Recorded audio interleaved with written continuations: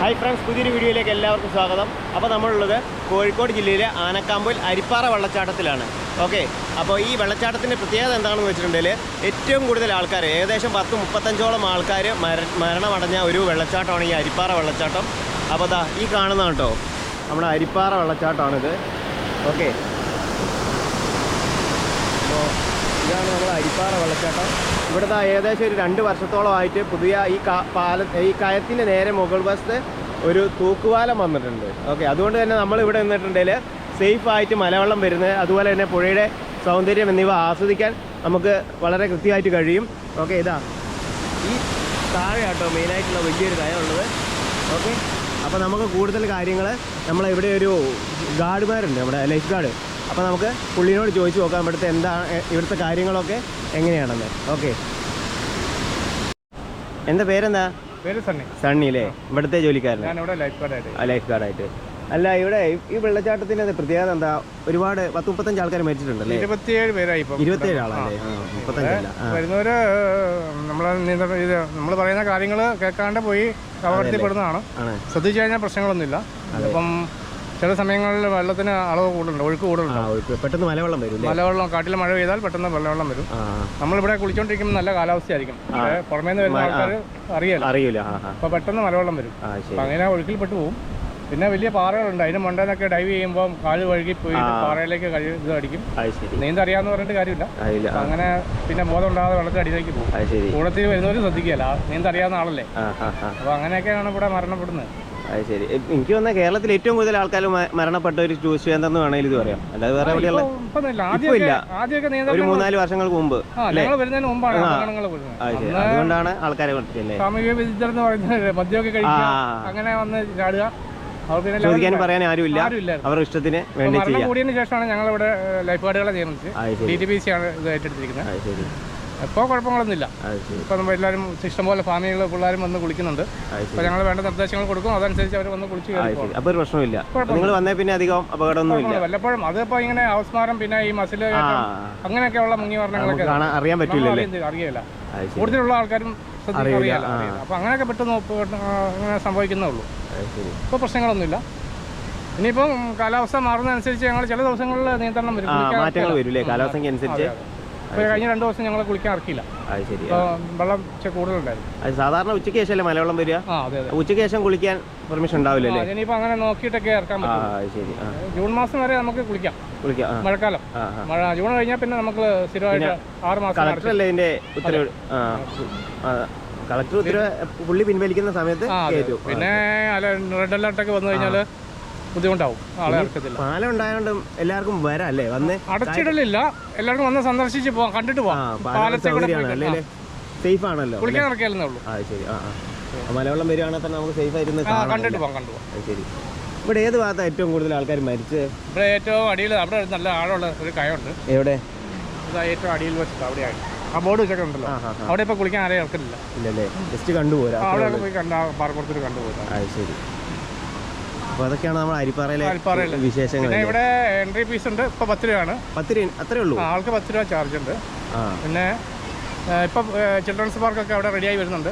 ഇപ്പോൾ പുതിയ നിർമ്മാണങ്ങളൊക്കെ ഉണ്ട്, ഇന്റർലോക്ക് ചെയ്യുന്ന പുതിയ മാറ്റങ്ങളൊക്കെ വരുന്നുണ്ട്. ശരി. അപ്പോൾ എനിക്ക് തോന്നുന്നത് ഏറ്റവും കൂടുതൽ നീന്തി കുളിക്കാൻ പറ്റിയ ഒരു സൗകര്യമുള്ള ഒരു ഏരിയ അല്ലേ? നമുക്ക് ഒത്തിരി ഏരിയകളുണ്ട് അല്ലേ? ഒരുപാട് തുഷാരഗിരി ഒന്നും നീന്തി കുളിക്കാനുള്ള സൗകര്യം ജസ്റ്റ് കണ്ടുപോരാനുള്ള ഒരിതേ ഉള്ളൂ അല്ലേ? അരിപ്പാറയുടെ പ്രത്യേകതയാണ്.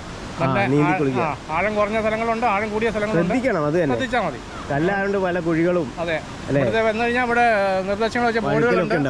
ബോർഡുകളൊക്കെ വായിക്കുക, നിർദ്ദേശങ്ങൾ പാലിക്കുക, സ്വന്തം ഇഷ്ടത്തിന് കാര്യങ്ങൾ ചെയ്യാതിരിക്കുക. ലൈഫ് ഗാർഡുകളുടെ നിർദ്ദേശങ്ങളൊക്കെ സുഖമായിട്ട് വന്ന് കുളിച്ചിട്ട് പോകാം. അത് തന്നെ. അപ്പോൾ ചേട്ടാ, ഞങ്ങൾ ആ കാര്യം കൂടെ ഒന്ന് പോയി നോക്കട്ടെ. ഓക്കെ. അപ്പോൾ ഫ്രണ്ട്സ്, നമ്മളിതാ ഏറ്റവും കൂടുതൽ ആൾക്കാർ മരിച്ച കയത്തിലേക്ക് പോയിക്കൊണ്ടിരിക്കുക കേട്ടോ. അപ്പോൾ അവിടെ കണ്ട ചില ബോർഡുകളാണ്, അത് അങ്ങോട്ടേക്ക് പോകുന്ന വഴിയിൽ കണ്ട ചില ബോർഡുകളാണ് ഇതൊക്കെ. ഓക്കെ, അപ്പോൾ നമുക്ക് അങ്ങോട്ടൊന്ന് പോയി നോക്കാം. ആ കയത്തിലേക്ക് ഇപ്പോൾ ആരെയും ഇറക്കുന്നില്ല കേട്ടോ. അത് ഇവിടുത്തെ സേഫ്റ്റീൻ്റെ പ്രശ്നമായതുകൊണ്ട് കളക്ടർ ഉത്തരവാണ് ഈ കയത്തിൽ ഇനി ആരെയും ഇറക്കാൻ പാടില്ല എന്നുള്ളത്. ഓക്കെ, അതിവിടെ ഇത് കണ്ടില്ലേ? ഇത് ഫുള്ള് നല്ലൊരു കയമാണ് കേട്ടോ. അപ്പോൾ ഇതെന്താ വെള്ളത്തിന് എന്താണ് ഈ ഒരു കലക്കലെന്ന് വെച്ചിട്ടുണ്ടെങ്കിൽ ഇന്നലെ ഇവിടെ മഴ പെയ്തിട്ടുണ്ടായിരുന്നു. അപ്പോൾ മലവെള്ളം വന്നതിൻ്റെ ആ ഒരു കലങ്ങലാണ് ആ കാണുന്നത്. വെള്ളത്തിൽ നമ്മളാ കാണുന്നതാണ്. അതിൻ്റെ ബോർഡൊക്കെ വെച്ചിട്ടുണ്ട്. ജില്ലാ കളക്ടറാണ് ഉത്തരവിട്ടിരിക്കുന്നത്. ഓക്കെ, ഈ കയമാണ് കേരളത്തിലെ ഏറ്റവും കൂടുതൽ ആൾക്കാർ മുങ്ങി മരിച്ച കയം. ഓക്കെ,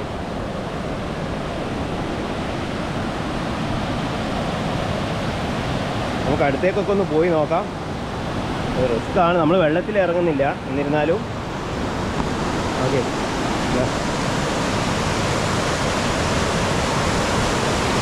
കണ്ടില്ലേ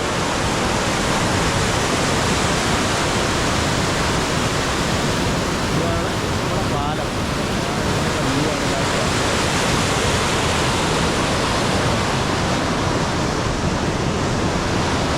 അപ്പോൾ ഫ്രണ്ട്സ് നമുക്ക് ഇതിലൂടെ തന്നെ മേലോട്ട് കയറി നോക്കാം.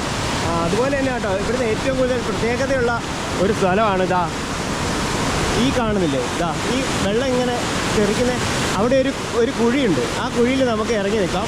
അപ്പോൾ നമുക്ക് കറക്റ്റ് മുകളിലൂടെ വെള്ളം പോകുന്നത് കാണാം. ഓക്കെ, എന്താണ് നമ്മൾ ഇപ്രാവശ്യം ഇറങ്ങാൻ തന്നെ ഇവിടെ ഇറങ്ങാൻ സന്ദർശകർ പാടില്ല എന്ന് പറഞ്ഞൊരു നിയമം ഉള്ളത് കൊണ്ട് മാത്രമാണ് നമ്മളവിടെ ഇറങ്ങാതിരിക്കുന്നത്.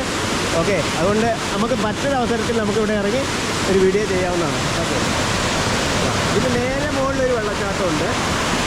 അപ്പോൾ നമുക്ക് അതിൻ്റെ അടുത്ത് കൂടി ഒന്ന് പോയി നോക്കാം.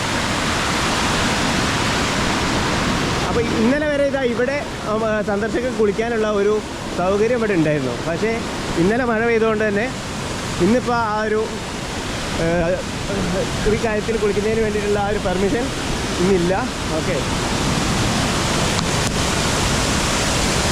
ഇതാണ് അരിപ്പാറപ്പുഴയുടെ മറ്റൊരു ഭാഗം. അപ്പോൾ ഫ്രണ്ട്സ്, നമ്മളെ ഈ വെള്ളച്ചാട്ടത്തിൻ്റെ നേരെ മുകൾ ഭാഗത്താണ് ഇപ്പോൾ ഏറ്റവും കൂടുതൽ ആൾക്കാർ കുളിക്കുന്നത്. അവിടെയാണ് ആൾക്കാർക്ക് പെർമിഷൻ ഉള്ളത് കുളിക്കാൻ.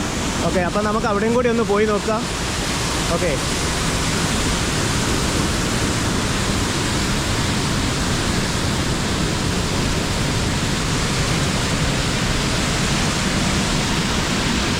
ഇതാണ് നമ്മുടെ വെള്ളച്ചാട്ടത്തിൻ്റെ നേരെ മുകൾ ഭാഗത്തുള്ള ആൾക്കാർക്ക് കുളിക്കാൻ പറ്റുന്ന സ്ഥലത്തേക്കാണ് നമ്മളിപ്പോൾ പോയിക്കൊണ്ടിരിക്കുന്നത്. ഓക്കെ,